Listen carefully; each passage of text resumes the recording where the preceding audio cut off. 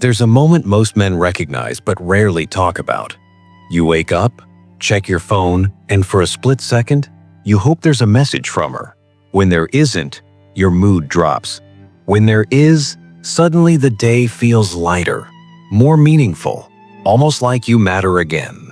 That reaction feels normal, even romantic. But what if it isn't love at all? What if what you're feeling has very little to do with her, and everything to do with something much deeper inside you? Today, we're going to talk honestly about why your mind can become so strongly attracted to women, not just physically, but emotionally and psychologically. Why attention from a woman can feel energizing, why distance can feel painful, and why approval can feel like proof that you're worth something. This isn't about blaming women, and it's not about shame. It's about understanding yourself clearly for the first time. Most people think attraction is simple: biology, hormones, instinct. And yes, that's part of it. But what many men experience goes far beyond attraction. It becomes a quiet dependence, a need, a sense that without female interest, something is missing. That's the part nobody explains. We talk openly about addiction to phones, money, games, and substances. But there's another kind of dependency that rarely gets named: the need for validation through women. Not love, not connection, validation. The feeling of being chosen, approved of, desired.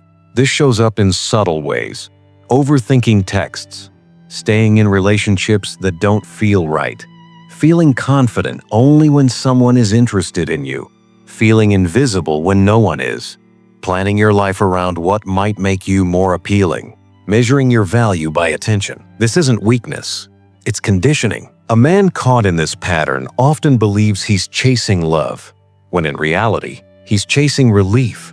Relief from a quiet sense of emptiness, relief from self-doubt, relief from feeling unseen. The woman becomes a mirror. When she reflects approval, he feels real. When she doesn't, he feels like he disappears. That's not love, that's emotional dependence. And dependence always has a history. For most men, this pattern doesn't start in adulthood. It starts early, long before attraction or dating were even concepts. It starts in childhood, in the way attention, approval, and safety were given or withheld. Every child needs a few basic things to develop properly.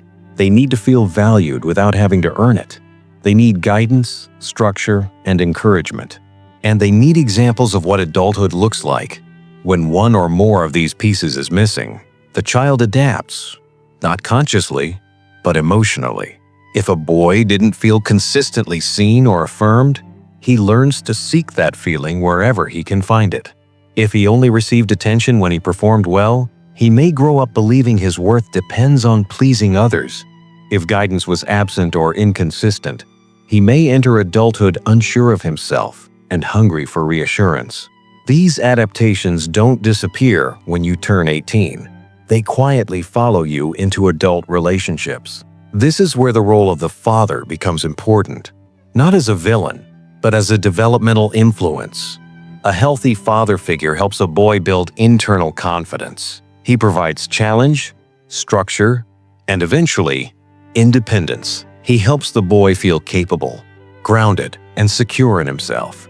When that process doesn't happen, the boy may grow up physically, but emotionally, he stays unsure. He looks outside himself for direction, reassurance, and approval. And often, women become the primary source of that reassurance. Without realizing it, some men begin to relate to women not as equals, but as emotional anchors. They aren't just looking for partnership, they're looking for stability, comfort, proof that they're okay. This creates a painful cycle. At first, the attention feels amazing. Being wanted feels healing. But over time, the need becomes heavy. The man starts leaning emotionally. He becomes sensitive to distance, rejection, or disapproval. The woman begins to feel pressure she never agreed to carry. Attraction fades, tension grows, and eventually, the relationship cracks. When it ends, the man feels abandoned, not just by her, but by the sense of worth she provided. So he looks for the feeling again. A new woman, a new beginning, the same pattern. What's tragic is that many men blame the relationships without ever seeing the underlying dynamic.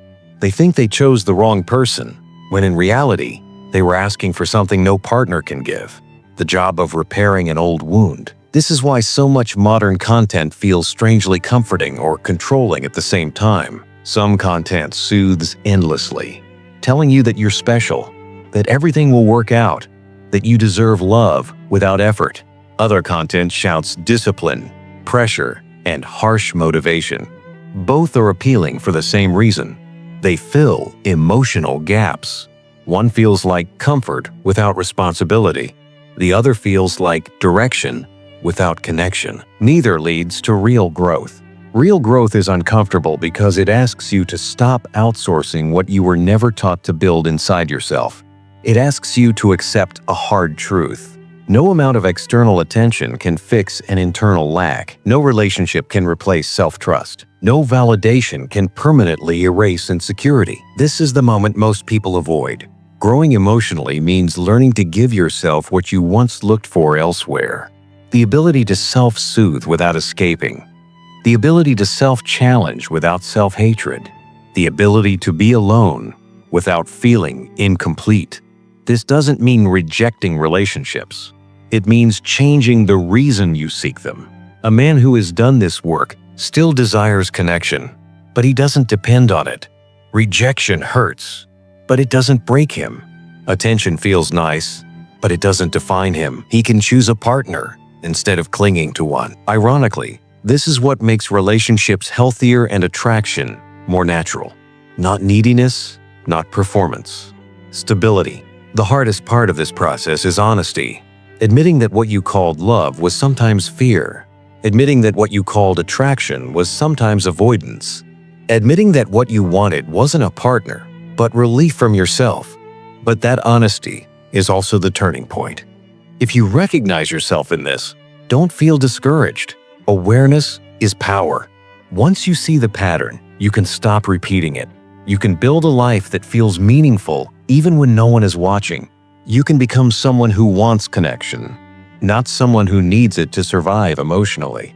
And here's the truth, most people never tell you. When you stop chasing validation, you don't lose your desire for women, you lose your desperation. And what remains is something much better. Choice, balance, respect, real connection.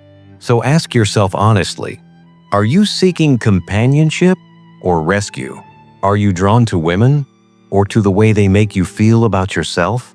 Because the moment you stop asking others to complete you is the moment you become capable of a relationship that actually lasts. And that's where real attraction begins.